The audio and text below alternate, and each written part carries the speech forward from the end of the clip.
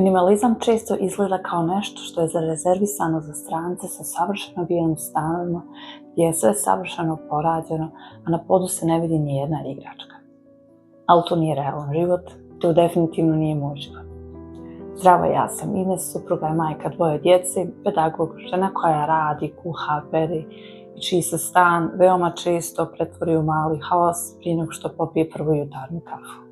Sve je počelo prije otprilike 2 godine kada sam se našla u situaciji prelaska s jednog posla na drugi i možda po prvi put u životu, ako uzmemo porodiljni, nisam išla na posao čak 2 mjeseca. Počela sam da slušam audio knjige i tako sasvim slučajno naletjela na temu minimalizma i declutteringa.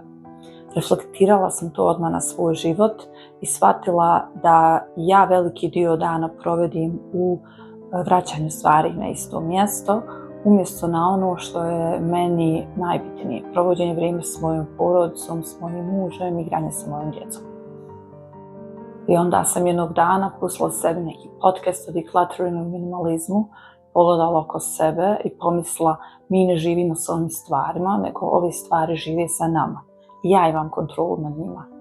I sve te stvari koje imam u svom stanu su kao neki inventar o kojim se ja moram brinuti, čistiti ih, paziti na njih i na kraju još i odlučiti gdje sa njima, kako ih reciklirati, kome ih pokloniti kada mi više ne trebaju. Što imam veći inventar, to imam manje vremena za svoju porodicu. I tad sam napravila prvu malu promjenu. Sama sam izvadila jednu kutiju i počela u nju izbacivati sve što nam ne koristi. Ništa radikalno, ništa ekstremno, samo stvari koje već mjesecima stoje i samo nam pravi pritisak. Nakon toga se desilo nešto što nisam očekivala. Naš stan je doslovno prodisao.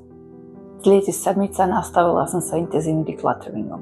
Kad sam bila umorna, motivisala sam samu sebe. Što više uradiš danas, brže ćeš očistiti stan i kad ponovno počneš da radiš, imat ćeš više vremena da se fokusiraš na novi posao. I svaki put kada sam izbacila jednu kutiju ili vreću stvari iz stana, osjećala sam onu uzbuđenost koju otprilike osjetimo kada nešto novo kupimo. Onda sam ponovno otvarala iste ormare i komode i ponovno sortirala iste stvari koje sam već jednom izsortirala i uvijek ponovno pronalazila nešto što prošli put nisam izbacila. Izbacivala sam sada lakše i jače. Nisam dobila samo više prostora, dobila sam puno više slobodnog vremena. Jer kad imate manje stvari, manje čistite, manje se nervirate, manje gubite stvari i manje vremena trošite na kućne obaveze koje vas iscrpljuju. A dobijete nešto neprocjenjivo. Više trenutaka sa svojom djecom. Tu sam shvatila. U minimalizmu se ne radi o tome da živite sa što manje stvari. Minimalizam vas uči da živite sa stvarima koje podržavaju vaš život, a ne da ga sputavaju.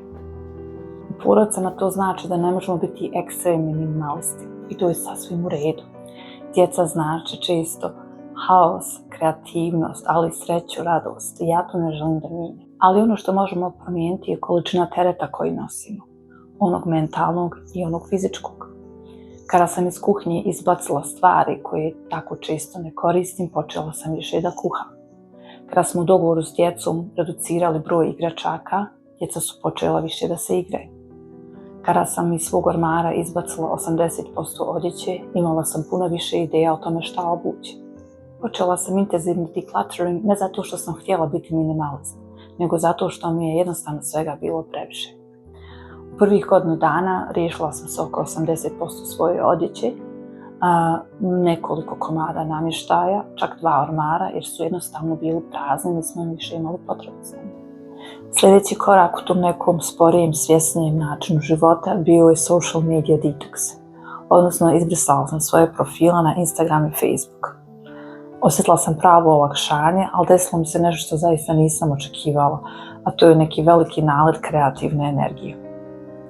Znam sad ovo vama zvuči smiješno jer upravo gledate na YouTube ili na nekoj drugoj mreži, ali za mene YouTube nije nikad bio neka vrsta navike i bezrazložnog scrollanja. Jednostavno tu sam uvijek slušala muziku ili podcast u pozadini dok nešto radim. Nakon faze u kojoj sam stalno morala imati neku buku u pozadini, došla sam u fazu da mi tišina najviše paše. Ne slušam ništa dok šetam, igram se s djecom, kuham ili čistim stan. Iskreno, to mi je bio ogroman reset. Kako sam sve više čitala o minimalizmu i istraživala na tu temu na internetu, shvatila sam da na našem jeziku skoro da i nema sadržaja o tome. Većina onog što nalazimo online gura nas u suprotnom pravcu. Kupuj više, živi brže i vijan se samo ako imaš najskuplju garderobu i najmodernije telefone. Kao majci, nekome ko cijeli život radi s djecom, bitno mi je bilo da neko izgovori na glas: u redu je da usporiš i ne vrti se sve oko materijalnih stvari.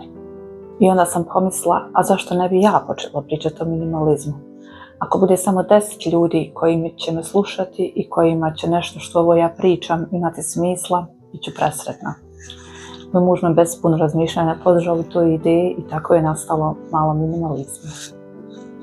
Ovdje želim da ti pokažem da minimalizam nije savršenstvo. To nije estetika i nije takmičenje koje ima manje. Minimalizam je život u kojem imaš više vremena za ono što voliš, više prostora da dišeš i više mira u svom domu, čak i kad imaš malu djecu. Ako želite jednostavniji, lakši, topliji dom, dobrodošli na Malo minimalizma. Ovo je mjesto gdje učimo kako da napravimo više prostora za život, a manje prostora za užurbanost, stres i nered. Ukoliko se nalaziš u fazi raščišćavanja svog doma, svog života, stavi srce u komentar da znaš da nisi sam. Vidimo se brzo.